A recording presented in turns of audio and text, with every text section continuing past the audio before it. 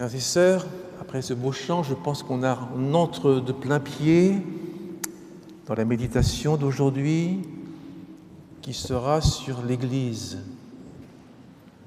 Parce que l'Église, c'est notre famille. Je dis première famille ou deuxième famille, je ne sais pas. Parce que l'Église, c'est le but de Dieu, c'est une Église qui pratique des belles œuvres. Un peuple zélé, courageux. Alors les œuvres, c'est pas seulement donner une pièce comme ça dans la marmite du pauvre.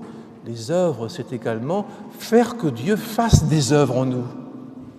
Pour guérir, pour consoler, pour relever, pour tenir les enfants, les jeunes, les âgés. Alors, pour parler de l'Église, mais je ne vais pas vous parler de l'Église, je vais vous parler d'une histoire avec Jésus dans Luc chapitre 10, verset 38. Et dans cette histoire, on va découvrir, des secrets sur l'Église. Luc 10, verset 38.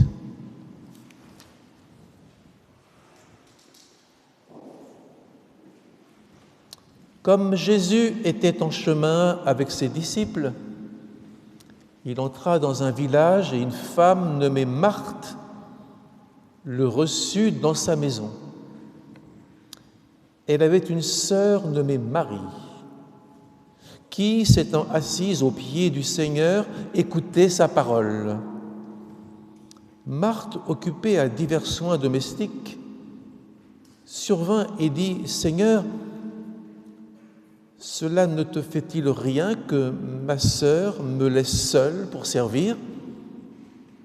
Dis-lui donc de m'aider. » Le Seigneur lui répondit « Marthe, Marthe, tu t'inquiètes et tu t'agites pour beaucoup de choses.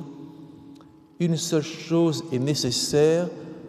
Marie a choisi la bonne part qui ne lui sera point ôtée. Amen. » Et puis, Luc chapitre 24, on va continuer à suivre Béthanie. Un peu d'écho, là. 24, verset 50.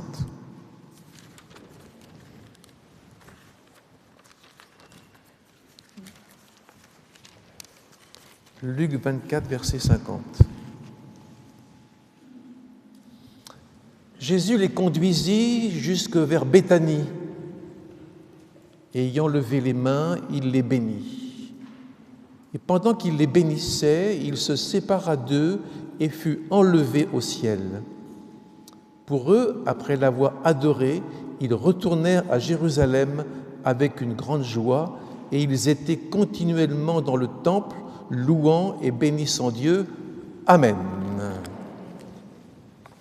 Voilà l'Église, être ensemble. Je pense que le Seigneur, au début, il a choisi ses apôtres pour les avoir tous avec lui. Il s'est entouré d'hommes et de femmes, de disciples, pour que ces gens puissent porter son message et son amour à d'autres. Ça, c'est l'Église. Donc, on ne peut pas négliger l'Église. On ne peut pas l'oublier, on n'a pas le droit de l'oublier, puisque nous sommes tous l'Église. Sans l'Église, le monde s'écroulerait. C'est l'Église qui est une menace pour Satan. L'Église menace Satan parce que l'Église enlève les âmes perdues de ce monde et les conduit vers Jésus. Alors, il y avait une maison au temps des apôtres qui a reçu plusieurs fois la visite de Jésus et des apôtres, c'est Béthanie. C'est un petit village à côté de Jérusalem. Et là, Jésus a été reçu à Béthanie avec tous ses apôtres. Alors Béthanie, c'est une femme, deux femmes, un homme. Marthe, Marie, Lazare. Marthe le reçut, nous l'avons lu, nous le reçut dans sa maison. Le reçu, recevoir, c'est un mot clé de la Bible.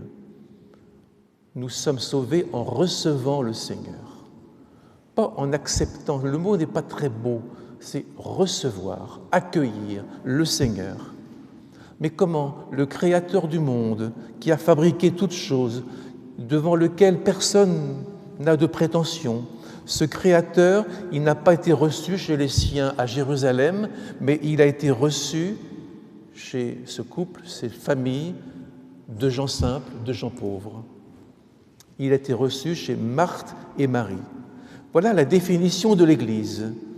Accueillir le Seigneur dans un monde qui ne le reçoit plus, qui se moque de lui et qui ne croit plus. Et ça peut mener très loin. Parce que dans la famille de Marthe et Marie, vous savez, il y avait aussi un jeune homme qui s'appelle Lazare. Et Jésus, en allant chez Marthe et Marie, savait d'avance que Lazare n'était pas très bien, que Lazare serait malade, que Lazare mourrait, mais Lazare serait ressuscité. D'avance, il voit les choses. Si le Seigneur habite dans votre maison, dans votre couple, dans votre cœur, d'avance, il voit ce qu'il a à faire et il ne sera pas absent du rendez-vous. Oui, que ton règne vienne, que dans notre maison, dans notre Béthanie, dans notre Église, le Seigneur ait une base, un état-major, avec des hommes et des femmes responsables, serviteurs fidèles, qui attendent le Seigneur chaque jour en vêtements de travail, dans les prières et les lectures de la Bible. Eh bien, si nous avons cette base en nous, le Seigneur va agir sur nos voisins, il va agir sur nos fils et nos filles, il va agir sur notre ville. Parce que l'Église sera le lieu à partir duquel il va faire quelque chose. L'ennemi, je pense, est en colère parce qu'il voudrait qu'on ne soit qu'un lieu de passage, qu'on ne se connaisse pas, qu'on ne s'arrête pas sur les uns et sur les autres, qu'on s'ignore. L'ennemi est en colère parce qu'il ne voudrait pas qu'on s'établisse avec des responsables, avec des gérants, avec des gens qui veillent sur les biens et sur les gens. Mais si on ne se voit pas, si on ne se connaît pas, si on ne se parle pas, là je crois que Satan dit « c'est bon, tout ça c'est pour moi ». Mais si on est tous ensemble devant le Seigneur comme ce matin, vient Esprit de Dieu, et qu'on dit « Seigneur, que ta maison soit une maison de prière pour tous les peuples », eh bien je crois que là, le Seigneur sera plus que vainqueur et nous serons un assemblage solide. Amen. Oui, si le Seigneur peut ce matin voir un bon Samaritain entrer avec un blessé sur le cœur, et quelqu'un, peut-être sa fille, son mari, sa femme, ses enfants, si quelqu'un veut entrer dans la maison de Dieu en disant « Je t'apporte mon mari, je t'apporte mes enfants, je t'apporte comme le Samaritain a porté le blessé », alors oui, bien. Ou si peut-être ce matin nous avons parmi nous un Lazare qui est malade et qui ne le sait pas, mais le Seigneur le sait. Mais si nous l'apportons au Seigneur, le Seigneur sera dans la joie. Amen. Si on l'oublie, si on ne le regarde pas, le Seigneur sera dans la tristesse et le diable sera dans la joie. Alors ce matin, on veut tous ensemble être une menace pour Satan. Et on veut tous ensemble dire, Seigneur, nous t'accueillons dans notre Béthanie. Amen. Chaque maison chrétienne, chaque foyer, chaque couple, devrait être une base dans laquelle le Seigneur parle, agit, reste avec le Seigneur, dans laquelle nous pouvons accueillir la présence qui crée toute chose, la présence de Jésus. Vous êtes d'accord avec moi? Béthanie, qui est-ce Béthanie? C'est nous. Nous sommes la Béthanie, la maison qui accueille le Seigneur régulièrement. Et puis, vous dire un deuxième mot, Marie écoutait sa parole. Vous avez lu comme moi. Marie, est littéralement en grec, elle persiste à écouter sa parole. Ça veut dire qu'elle va continuer de bien écouter, de s'intéresser, d'enregistrer, de mémoriser, de poser des questions. Elle persiste à écouter. Et puis Marthe, elle n'en peut plus. Parce que Marie, elle ne fait rien. Elle est assise, elle ne s'occupe pas de la maison, elle ne s'occupe pas de la cuisine, et Marthe n'en peut plus parce que sa sœur Marie persiste à écouter le Seigneur, et Marthe persiste à dire « Seigneur, je suis toute seule pour servir, j'en ai assez ». À Jérusalem, la première église persistait dans les enseignements des apôtres. on continuait d'écouter, de déchiffrer, de mettre dans notre mémoire, de méditer. On doit retrouver la valeur du mot persister, persévérer, continuer, parce qu'on peut entendre un enseignement et on peut l'oublier. On peut entendre des paroles et puis retourner à nos affaires et complètement oublier ce qui a été dit le dimanche matin et ne pas en tenir compte, ne pas l'appliquer dans sa propre vie. Donc c'est une parole qui ne produit rien dans notre vie. Mais ce matin, je crois qu'il nous faut, dans le monde que nous vivons, dire « Seigneur, aide-moi à persister, à appliquer ta parole dans ma vie, que ce soit un travail que je fais, une priorité. » On avait une dame à Passy-sur-Eure, Passy-sur-Eure c'est en Normandie, et il y avait une dame à côté d'Évreux qui écrivait des prédications, qui écrivait la Bible. Elle avait des cahiers dans sa maison, parce qu'elle disait « il faut que je me souvienne de tout ce qui est écrit, de tout ce que vous dites ». Alors elle écrivait. Moi je pense qu'il faut persister. Il faut persister à prendre des notes, à relire, à en parler à la maison, à écouter des messages par Internet, etc., sur ce que nous disons. Vous avez des cultes qui sont redonnés sur Internet toutes les semaines. Donc, nous voyons à Béthanie une femme, Marie, qui est tout entière à l'écoute du Seigneur. Le reste passe après. Vous savez, quand les foules suivaient Jésus, les foules ne mangeaient plus. Parfois, elles passaient toute la journée, parfois 2 jours sans manger, tellement elles étaient captivées, prises par une parole qui descendait tout au fond de leur cœur. Que se passerait-il, frères et sœurs? Écoutez-moi bien.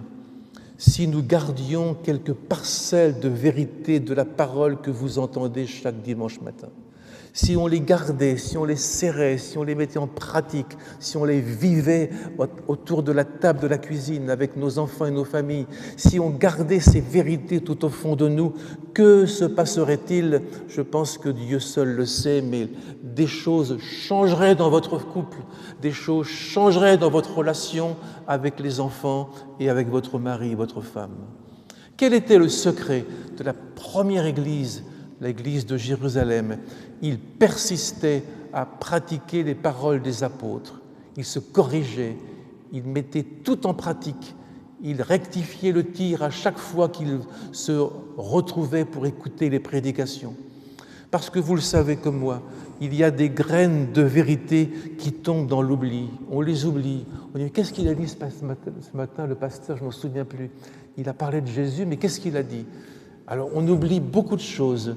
Et tout retombe dans les épines, dans les pierres, tout retombe sur le chemin et les oiseaux la mangent. Et puis la semaine d'après, on ne se souvient plus de rien et on n'a pas mis en pratique, on n'a pas vécu tout cela, on ne l'a pas pratiqué, on n'a pas mis ça en vie, en vérité dans notre vie.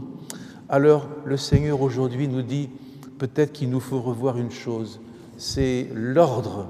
Marthe, oui, on va revenir à Marthe. Je ne veux pas la critiquer, Quand on nous fait un bon repas, on aime bien quand même. Et Marthe, c'était la bonne cuisinière qui est dans ses cuisines et dans ses casseroles. Et elle est tiraillée. Parce qu'il y a Pierre qui demande quelque chose, et puis Jacques qui demande un peu d'eau, et puis Barthélemy qui veut quelques figues, et puis André là-bas qui veut du raisin, et puis du pain, etc. Elle est tiraillée.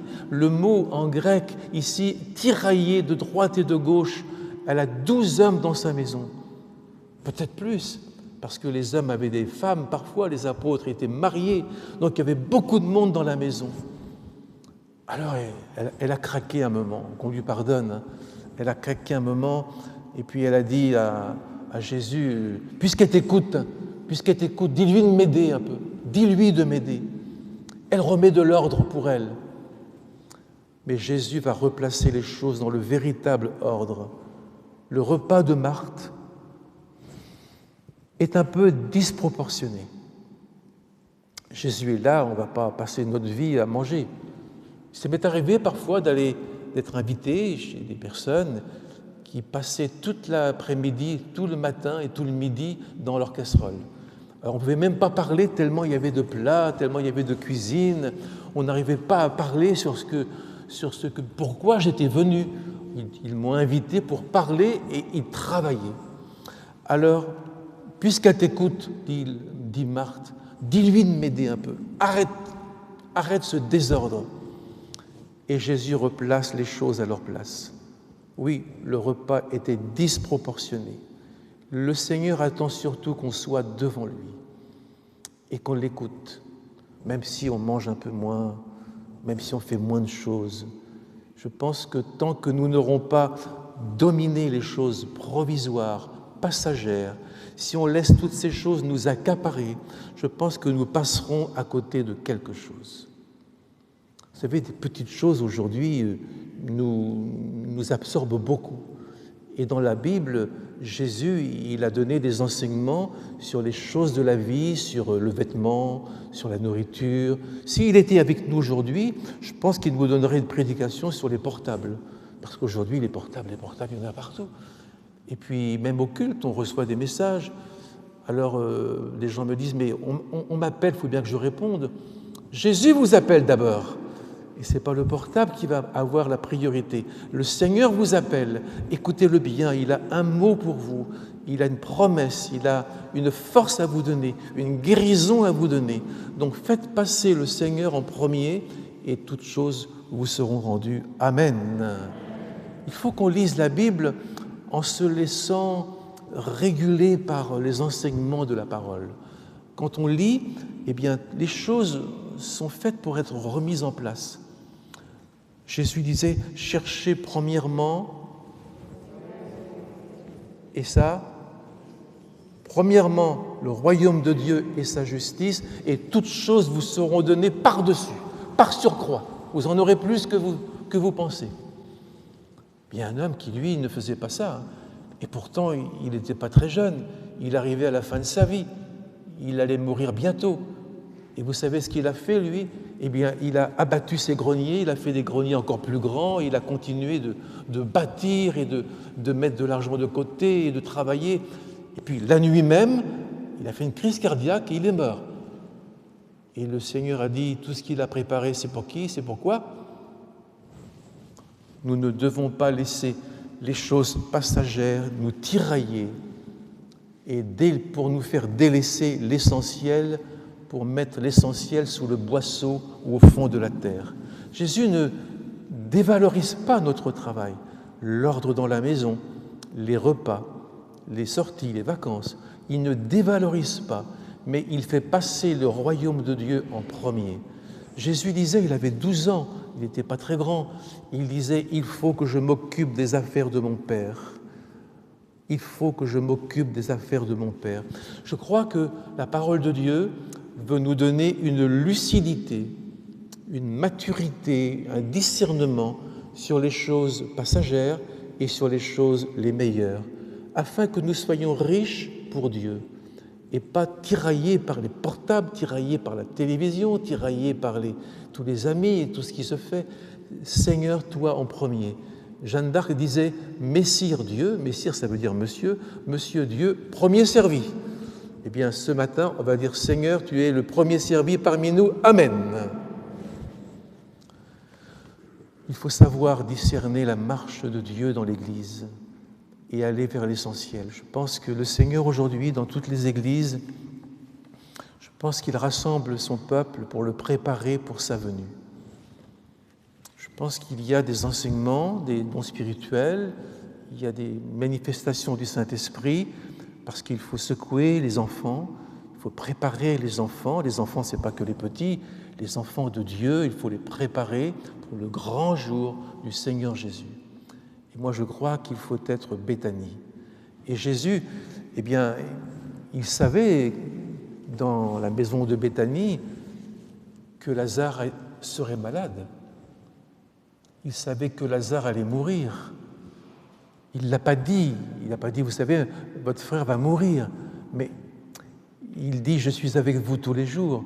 Donc demain, on ne sait pas ce qui se passera. Mais on sait que demain, le Seigneur sera là. Et on n'a rien à craindre.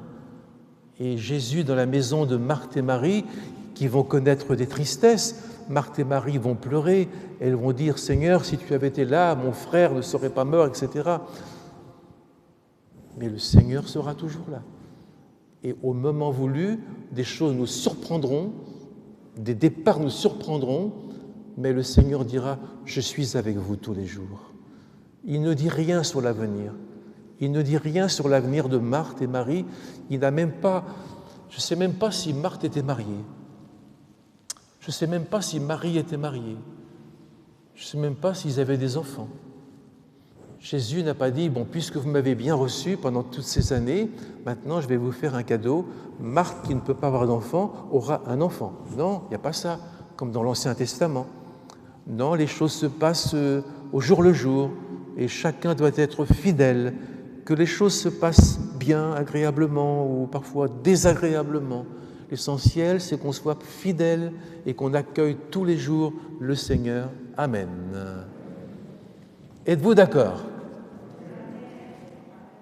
Il vient bientôt et tout œil le verra et les tribus de la terre se lamenteront sur lui. L'Église doit être lumineuse, doit être prête, debout, le bâton à la main, prête à partir. Je vais prier le Seigneur pour vous. Amen. Alors je voudrais vous dire, soyons une Béthanie. Soyons une Béthanie dans laquelle le Seigneur aura plaisir à entrer le dimanche matin. Mais il ne faut pas seulement mettre la table, il ne faut pas seulement mettre des couverts en argent. Il faut que notre cœur soit purifié, qu'il n'y ait entre nous aucune parole mauvaise, qu'il n'y ait entre nous aucune jalousie,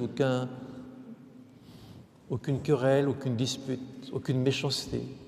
C'est comme ça qu'on accueille le Seigneur. Ce n'est pas les couverts en argent qui comptent, c'est la qualité de notre cœur devant les autres. Qu'on accueille les malades, qu'on accueille les blessés, qu'on pense à la détresse de notre temps, qu'on pense à tout ce qui se fait aujourd'hui, et nous sommes l'Église du Dieu vivant. Je crois qu'il faudrait qu'on soit 10 fois plus nombreux le mardi soir à la prière, pour qu'on puisse dire, Seigneur, dans ce monde qui va tellement mal, aie pitié, Seigneur, aie pitié. Je crois que Dieu visite aujourd'hui le monde.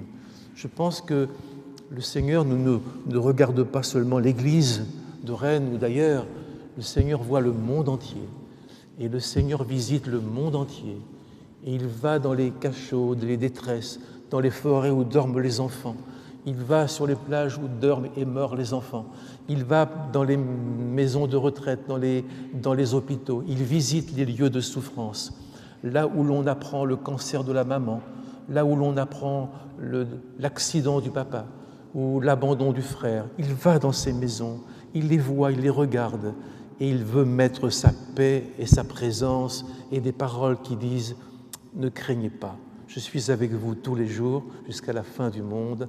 Amen. » Et s'il y va, là où j'ai relu cette semaine cette parole de Jean chapitre 12, là où est le Seigneur, là sera le serviteur du Seigneur.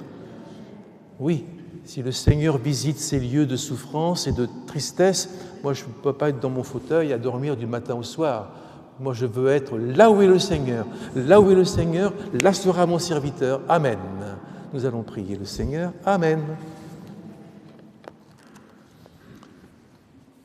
Alors, je vous redonne encore un tout petit mot pour prier. Dans l'Apocalypse, c'est le livre de l'Apocalypse, il est dit que le Seigneur marchait au milieu des chandeliers. Les chandeliers, ce sont les églises. Je vous le dis ce matin, le Seigneur marche au milieu de notre Église. Il faut le suivre. Il faut se lever à son passage. Il faut répondre, Seigneur, que veux-tu que je fasse? Qu'as-tu prévu pour moi? Pardon parce que j'ai lâché un peu la charrue. Je me suis endormi, peut-être de tristesse, de chagrin, par l'habitude. Seigneur, pardon, je veux te suivre. Si tu traverses notre Église, tu me trouveras derrière toi, à tes côtés, mes mains sur tes mains. Amen. Seigneur, bénis ton Église ce matin, afin qu'elle soit notre Béthanie pour toi, où tu vas venir avec tes apôtres, avec tes enfants, avec tous ceux que tu appelleras, en aussi grand nombre soit-il, Et je voudrais ce matin que tu puisses trouver en moi une Béthanie dans ma maison, mais aussi une Béthanie dans l'église de Rennes, où le Seigneur est là, il a rendez-vous, il ne manque pas, et nous lui offrons un cœur bien disposé. Crée en moi un cœur bien disposé pour te recevoir. Amen.